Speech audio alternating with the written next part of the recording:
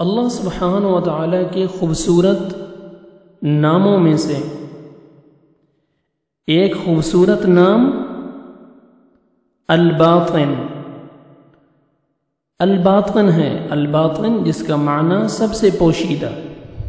اللہ سبحانہ و تعالیٰ الباطن ایسی ذات ہے جسے آج تک اس کی مخلوق میں سے کسی نے بھی نہیں دیکھا، نہ کسی پیغمبر نہ کسی مقرب فرشتے نے۔ اللہ سبحانہ و تعالیٰ نور ہے جسے دیکھا نہیں جا سکتا، مخلوق اس کا دیدار برداشت کر بھی نہیں سکتی، مخلوق کے اندر وہ استعداد ہی نہیں۔ جیسے موسیٰ علیہ السلام سے اللہ نے کلام کیا تھا لیکن اللہ تعالیٰ کی تجلی نہیں دیکھ سکے وہ۔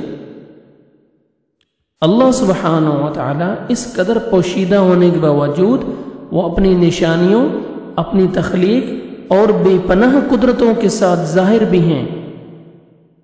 نبی علیہ السلام دعا کیا کرتے تھے، اللہم انت الاول فلیس قبلک شیء وانت الآخر فلیس بعدک شیء وانت الظاہر فلیس فوقک شیء وانت الباطن فلیس دونک شیء۔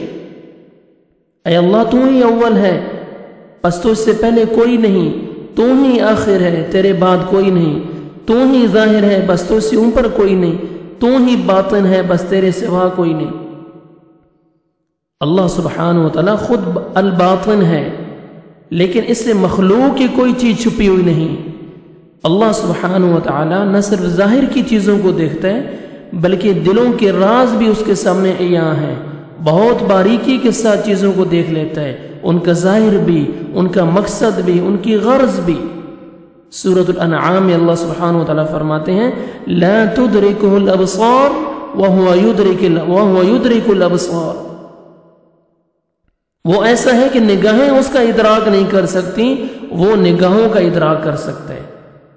اب عملی طور پہ اللہ سبحانہ و تعالیٰ کے اس پیارے نام کا دل میں ایمان ایسا ہونا چاہیے کہ ایمان بالغیب رکھیں، اللہ سبحانہ و تعالیٰ سے اس نام کے ساتھ دعائیں مانگیں، اللہ سبحانہ و تعالیٰ کے دیدار کی دعائیں مانگیں۔